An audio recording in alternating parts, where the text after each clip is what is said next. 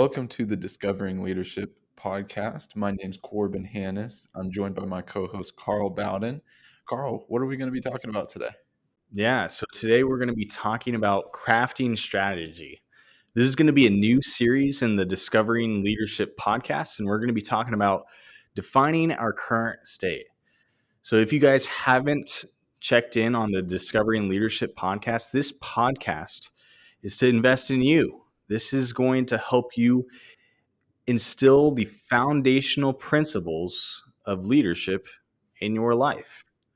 Our goal is to lead leaders and start building a community of leaders that want to make a positive change in their communities, in their business, and in their personal lives. So we want you to start living by example. Start acting on the things that matter most to you. So, in this episode of crafting strategy and defining our current state, we're going to be talking about, what can we do to define our mission, our purpose, our values, and what is the problem that we would like to solve? And then how do we measure our current status, where we currently are in our business, maybe in our personal life? And then how do we identify, interpret, and prioritize the trends that we have seen through kind of analyzing the data, analyzing the results that have already happened? Now, for our first topic of discussion, for defining our current state, we're going to talk about mission, purpose, and values. So, what is most important to you in your business? So, Corbin, I wanted to ask, with Enturian, what are some of your core values, your purpose, your mission with Enturian and what you do? Oh, most definitely. So, when it comes to our mission, more importantly, it's entrepreneurship and being able to help provide value to our clients. We do so by allowing our clients to achieve their goals by providing the tools and services they need to do so. Uh, Again, it really comes back to entrepreneurs, business owners. We really help people with creating that ownership within themselves and being able to live out their own true passions. We don't set the goals for them. We help them figure out what their goals are so that they can set the goals, and we hold them accountable and keep them growing. Yeah, I really like how that's focused on people. You start asking the question, what do they value? So you value people, it sounds like. Most definitely. Yeah. As I reflect on this, asking this question to myself, when I started Exemplify, it's like, what do I really value most in Yeah. terms of my values? And it came down to really three things. So, service to others, Okay. authenticity, and then positivity. Now, when I think of leadership, it's all about service to others. Yeah. And that is the example that I want to live to others. And then when we're helping others to lead positive lives, they have to be their true self. Most definitely. And then we want to make a positive change. So everything I do with Exemplify has to be in a positive direction that's ultimately going to enhance others' lives. So, in a way, I kind of thought it was a reflection of myself when I started the business. But it's continually evolving too.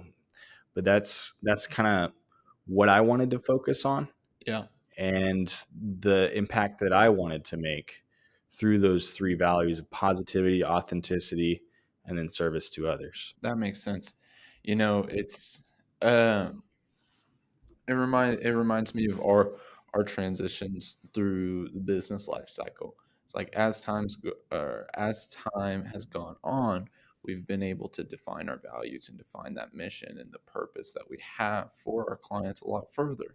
And now it's pretty clear to us that providing the value through advisory services, through education, and helping the clients grow towards what they want is the real purpose for why we exist. That's the mission.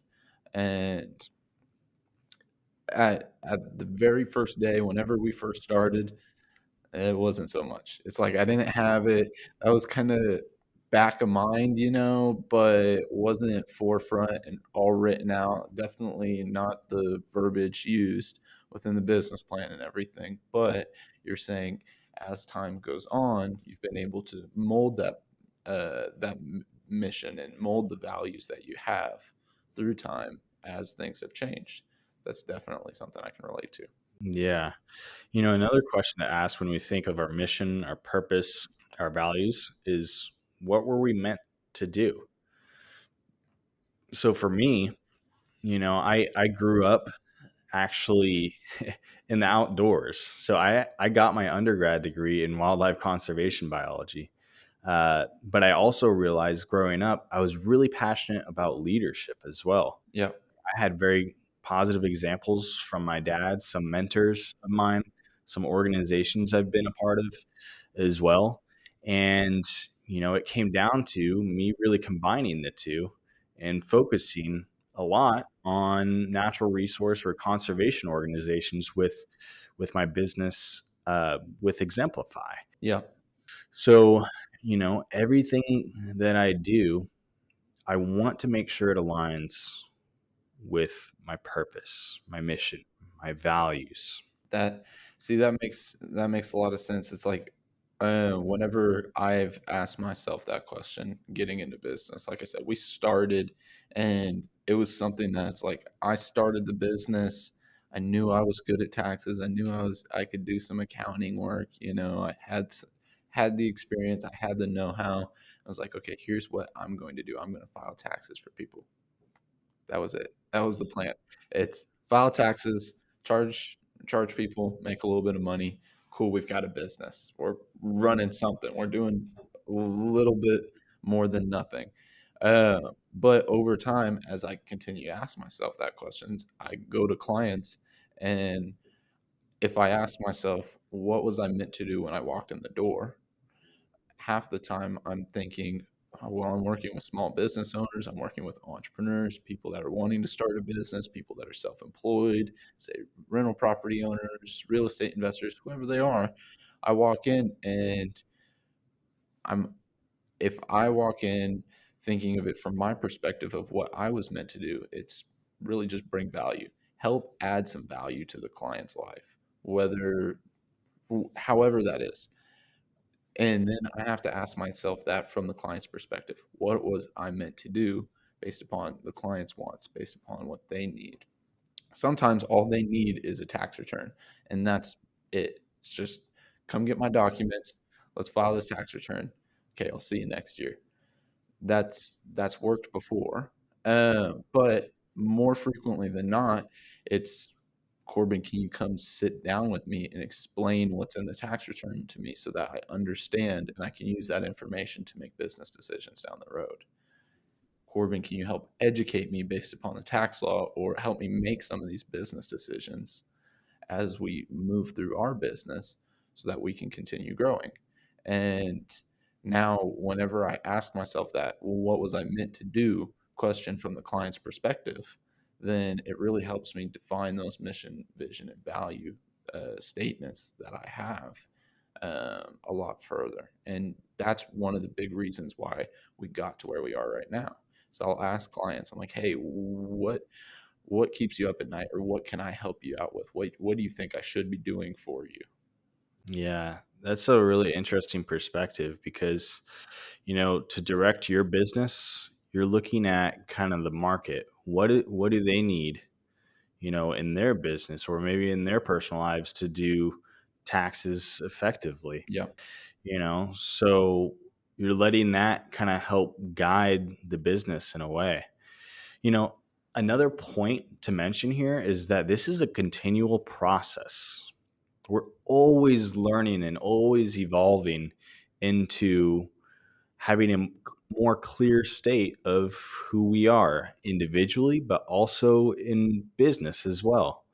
So it's important to continually take that look. And, you know, there's probably a lot of people out there right now. They might know what they want to do, yeah, And that might be pretty clear, but are they doing it? Yep. Because there's a lot of people that might be, working a job, or they're in a career where they want to take care of their family. They want to have a good amount of income that's going to support them and their family and live well. Are they happy doing it? Maybe, maybe not. But, it's important to understand, are we continually aligning with who we are and what we were meant for? Have to ask that question. Most definitely. As you're saying, it's a continual process. Talking about defining the current state, you can't figure out what state you're currently in if you don't continuously ask that. It's like if you ask this question to yourself a year ago and you failed to ask it again this year, then you don't know your current state. Exactly. So we can start one place, and then maybe a year down the road, we might have completely switched. And then 5 years from that, there could be a complete different direction. So we have to continually look for, a new direction and the path, the strategy. Yeah. So next, what is the problem that we want to solve? So in our business, maybe it's taxes, maybe it's leadership development, maybe it's, solving world hunger. It could be anything, but we have to know the direction. Yeah, it's like focusing on the outcome. We're You've been talking about Simon Sinek a bunch, starting with why. If you don't know the purpose and the ideal outcome towards the end, it's like, what are you working towards?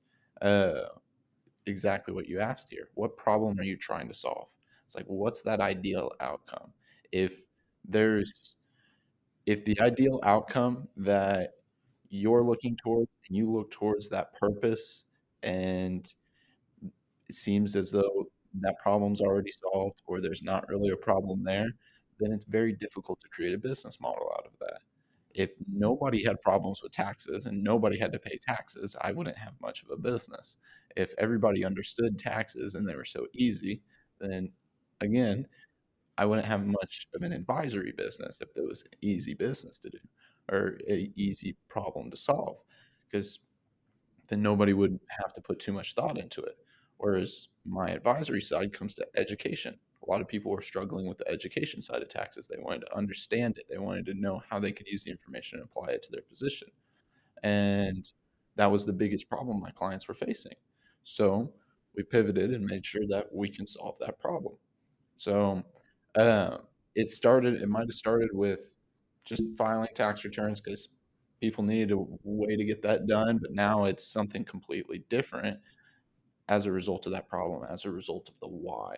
And the reason why is because I was asking clients what they needed. Yeah. And that why relates back to what we were talking about, our purpose, our mission. Everyone has a purpose, their why. Everyone has that problem to solve, Yeah. but it's up to us to identify that.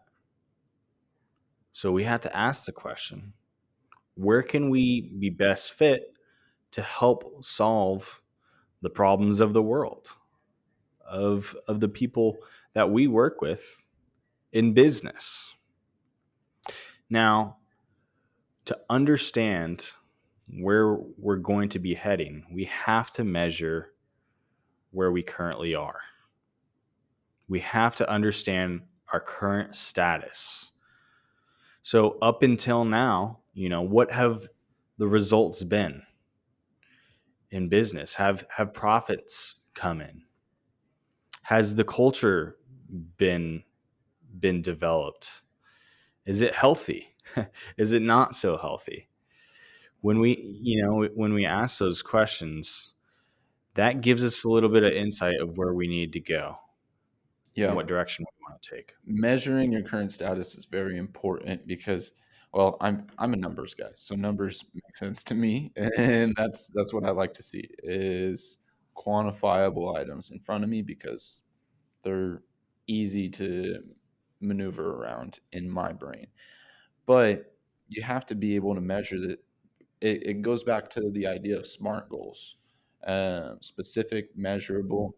There's all the other. It's a full acronym and everything, but nonetheless, the point is there's an M in there, and you have to make sure your goals are measurable. If your goals aren't measurable, then you can't determine what success or failure is. You can't figure out, okay, have we achieved this goal or are we behind on this goal, whatever it may be.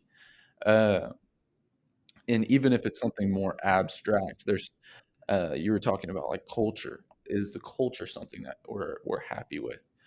That you could still find a way to measure that. To me, being able to measure culture, it comes back to what we do internally. Is every quarter I go around and um, pass out work reviews to each of my team members so that they can look through and look within themselves to see, are they happy with their work? Are they happy with the projection of their career?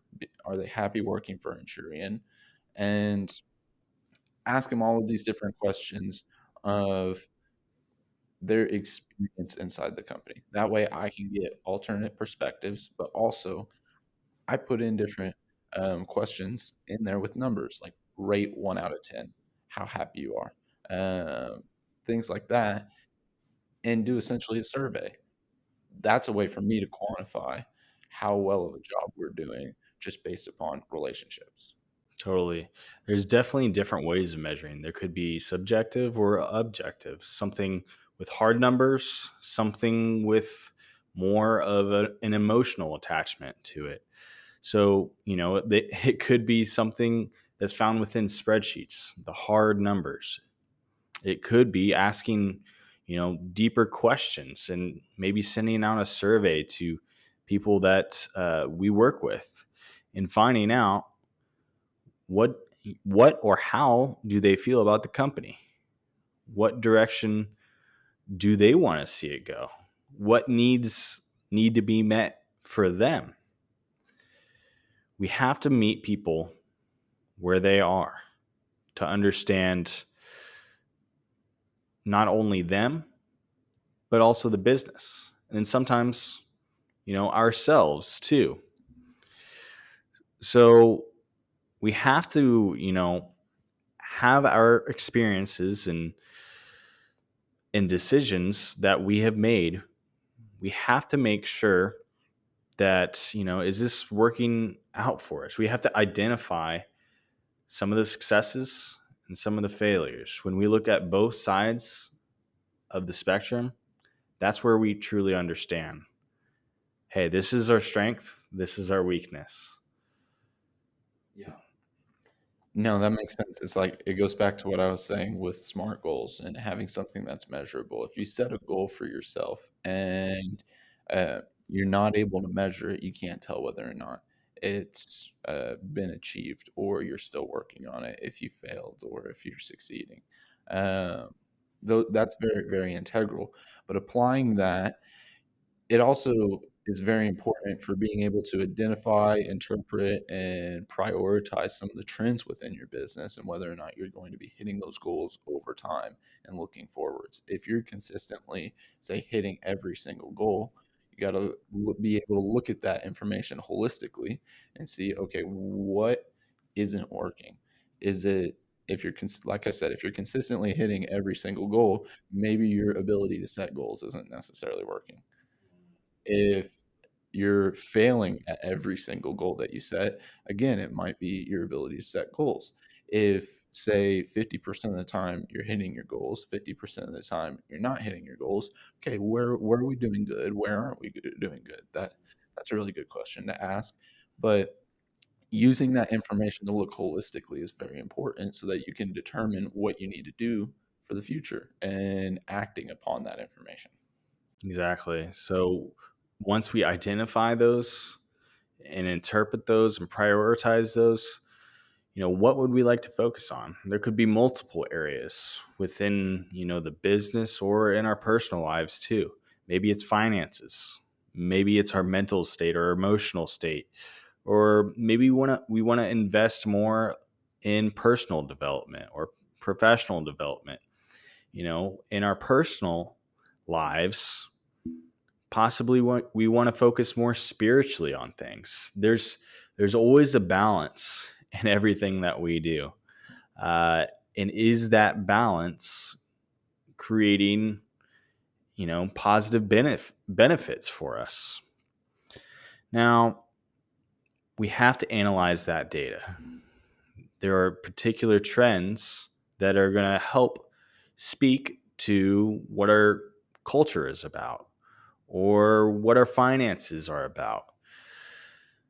So, how do we interpret this data after seeing the data? It kind of goes back to, um, just the hard measurements of, what does that say about where we're at and where we're going? So, how are you prioritizing what matters most based off of what you've seen? We ultimately want to focus on our strengths and, what's going to bring us the most return on our time. So, what do we value the most? Most definitely, like, it goes back to the saying, I've probably said this a couple times this week, and but essentially, you focus on the good and the good gets better. What areas of, say, your business or your personal life, your relationships, whatever you're trying to apply these this topic to, what areas are providing you the most reward? What's going to provide the greatest benefit for the least in return? It's that opportunity cost, essentially. What's gonna take the least out of you? What's gonna cost you the least for the greatest benefit? It might not be financial, it might be a time cost, it might be other relationships that you're expending on. Could be anything.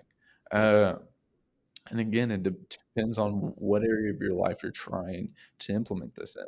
But nonetheless, if you can't look at historical data and define where you currently are and what your options are for moving forwards and be able to prioritize those options according to your values, according to your mission, and what you want out of your life, then you're not going to be able to make effective decisions going forwards.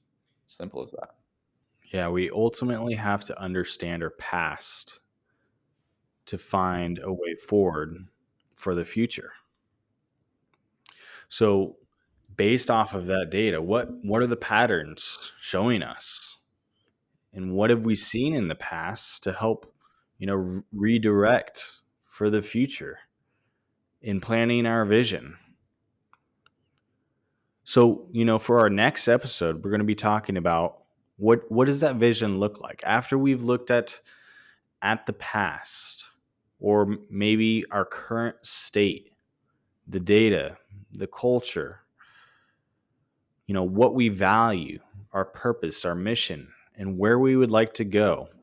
Once that has been defined, then that's where we take all of that data, all of the resources we've gathered, all the tools that have helped us get to where we are today. That's going to help push us to our vision and our plan forward. So, we're going to continue our next episode with, planning the vision in our crafting strategy series. Now, you guys can still catch every single episode every other Tuesday, either on Spotify, Google, or Apple Podcasts. Yep, and make sure you check out Enturian.com. That's Enturian.com. You also can go to exemplifyleadership.com. Check out all of our social media. That way you can stay updated on the different podcasts. You can go to the Enturian YouTube channel and check out the podcast in video format as well. So we'll be happy to see you in the next episode. Thanks for tuning in. Don't forget that alone we survive, but together we thrive.